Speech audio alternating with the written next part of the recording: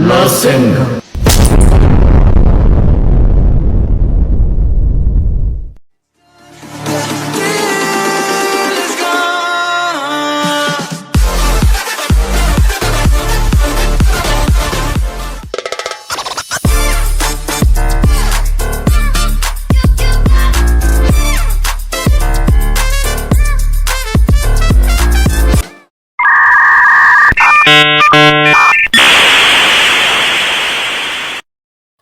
Assalamualaikum warahmatullahi wabarakatuh. Kami dari kelompok 6 akan mempresentasikan hasil diskusi kelompok kami. Mata kuliah Ilmu Ekonomi Makro dengan dosen pengampu Bu Dini Sisri Putri, SPD ME. Dengan program studi Manajemen Bisnis Syariah, Fakultas Ekonomi dan Bisnis Islam, UIN Mahmud Yunus Batu Sangkar. Di sini kami berjumlah 2 orang, yaitu Laila Sasmita dan Halhayati Nufus. Baik, materi pertama akan dibacakan oleh Halhayati. Inflasi, tingkatan, dan cara mengatasi inflasi dalam ekonomi makro Islam. Yang pertama, teori inflasi dalam Islam. A. Konsep dasar. Dalam ekonomi Islam, inflasi tidak hanya dilihat dari kenaikan harga secara umum, tetapi juga dari penyebab moral, struktural, dan nilai spiritual masyarakat. Inflasi dianggap sebagai ketidakseimbangan antara sektor real dan sektor moneter yang disebabkan oleh praktik yang tidak sesuai syariah. B. Penyebab inflasi dalam Islam.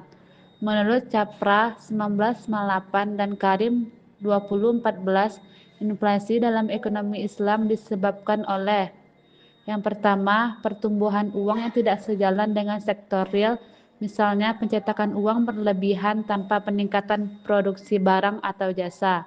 Yang kedua, riba, yaitu bunga. Sistem bunga mendorong biaya produksi naik dan memicu biaya inflasi. Yang ketiga, spekulasi dan penimbunan ihtikar, menimbulkan kelangkaan buatan dan menaikkan harga. Yang keempat, distribusi kekayaan yang tidak adil, yaitu menyebabkan ketidakseimbangan daya beli. C. Solusi inflasi menurut Islam.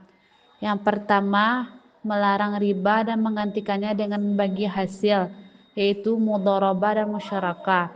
Yang kedua, mendorong sektor real agar uang beredar sesuai dengan nilai produksi. Yang ketiga, zakat dan infak untuk menjaga sirkulasi kekayaan dan menekankan kesenjangan. Yang keempat, larangan ihtikar, penimbunan barang agar harga tetap stabil.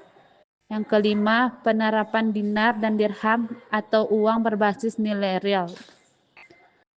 Yang kedua, teori inflasi dalam ekonomi konvensional. A. Konsep dasar. Menurut teori konvensional, inflasi adalah kenaikan harga secara umum dan terus-menerus dalam jangka waktu tertentu, yang disebabkan oleh ketidakseimbangan antara permintaan dan penawaran uang serta barang. B. Jenis dan penyebab inflasi. Menurut Mankiw 2020 dan Samuelson dan Nordhaus 2016, yang pertama demand pull inflation, terjadi karena permintaan agregat meningkat lebih cepat dari penawaran. Yang kedua, cost plus inflation, terjadi karena kenaikan biaya produksi, yaitu upah, bahan baku, dan energi. Yang ketiga, monetary inflation, terjadi karena pertumbuhan jumlah uang beredar. Yang keempat, structural inflation, yaitu disebabkan oleh inefisiensi produksi dan distribusi. C. Cara mengatasi inflasi konvensional. Yang pertama, kebijakan moneter ketat, yaitu menaikkan suku bunga, operasi pasar terbuka. Dua, kebijakan fiskal kontraktif, yaitu mengurangi belanja negara, menaikkan pajak. Yang ketiga, kontrol harga dan upah sementara oleh perusahaan. Yang keempat, menjaga ekspektasi inflasi melalui komunikasi kebijakan yang stabil. Yang ketiga, perbandingan inflasi Islam dan inflasi konvensional. Aspek ekonomi Islam, ekonomi konvensional. Dasar filosofi berdasarkan Al-Quran dan hadis. Nilai moral dan keadilan berdasarkan rasionalitas ekonomi dan pasar bebas. Penyebab utama riba, penimbunan, spekulasi, ketidakseimbangan sektor real, permintaan dan penawaran uang yang tidak seimbang. Tujuan pengendalian keadilan sosial, keseimbangan sektor real dan moneter, stabilitas harga dan pertumbuhan ekonomi. Instrumen zakat, larangan riba, bagi hasil, pengawasan ikhtikar, suku bunga, kebijakan moneter dan fiskal. Pandangan terhadap uang sebagai alat tukar bukan komoditas. Uang bisa diperdagangkan melalui bunga dan pasar uang. Baik, materi selanjutnya akan dibacakan oleh saya sendiri, yaitu faktor-faktor yang mempengaruhi inflasi. 1. Permintaan agregat, demand pull inflation. Inflasi terjadi ketika permintaan masyarakat terhadap barang dan jasa melebihi kapasitas produksi suatu negara. Contoh, meningkatnya konsumsi masyarakat, belanja pemerintah atau ekspor. 2. Biaya produksi, cost push inflation. Inflasi yang disebabkan oleh kenaikan biaya produksi seperti upah buruh, harga bahan baku, atau energi. Contoh, kenaikan harga minyak dunia menyebabkan harga barang lain ikut naik. Yang ketiga, kenaikan harga barang impor. Jika nilai tukar rupiah melemah, maka harga barang impor meningkat dan mendorong kenaikan harga barang di dalam negeri. 4. Ekspektasi inflasi. Masyarakat dan pelaku usaha yang memperkirakan harga akan naik di masa depan akan menyesuaikan harga dan upah lebih awal, sehingga memicu inflasi aktual. 5. Kebijakan moneter dan fiskal. Kebijakan moneter atau jumlah uang beredar dan fiskal atau belanja pemerintah dan pajak juga mempengaruhi inflasi. Kebijakan moneter longgar meningkatkan uang beredar, mendorong inflasi. Kebijakan fiskal ekspansif meningkatkan permintaan agregat. 6. Faktor non-ekonomi atau cuaca, bencana, konflik, distribusi.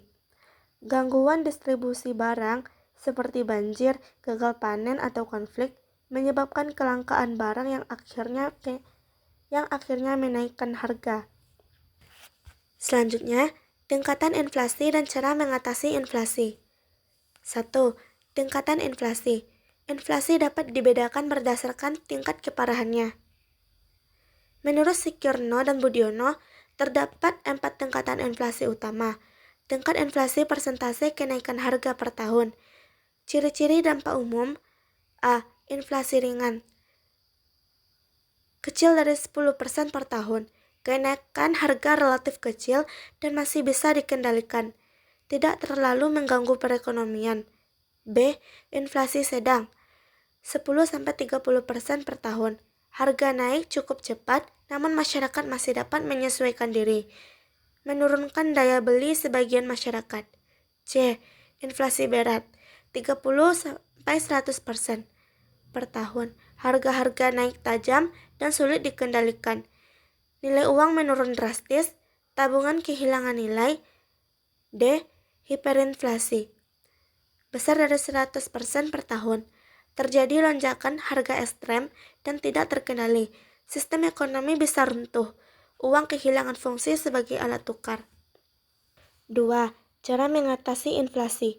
Menurut Napirin dan Mankiw, cara mengatasi inflasi dapat dilakukan melalui kebijakan moneter, fiskal, dan non-moneter, yaitu A. Kebijakan moneter. Kebijakan yang dilakukan oleh Bank Indonesia untuk mengendalikan jumlah uang beredar.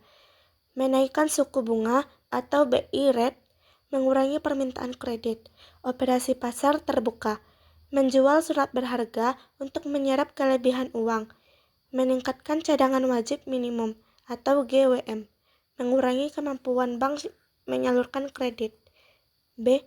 Kebijakan fiskal. Dilakukan oleh pemerintah untuk mengatur pengeluaran dan penerimaan negara. Mengurangi belanja pemerintah yang bersifat konsumtif menaikkan pajak agar daya beli masyarakat berkurang, menyeimbangkan anggaran negara untuk menghindari defisit. C. Kebijakan non-moneter, upaya langsung yang tidak berkaitan dengan uang, meningkatkan produksi dan distribusi barang pokok agar pasokan stabil, mengawasi harga dan distribusi barang penting, menstabilkan nilai tukar rupiah.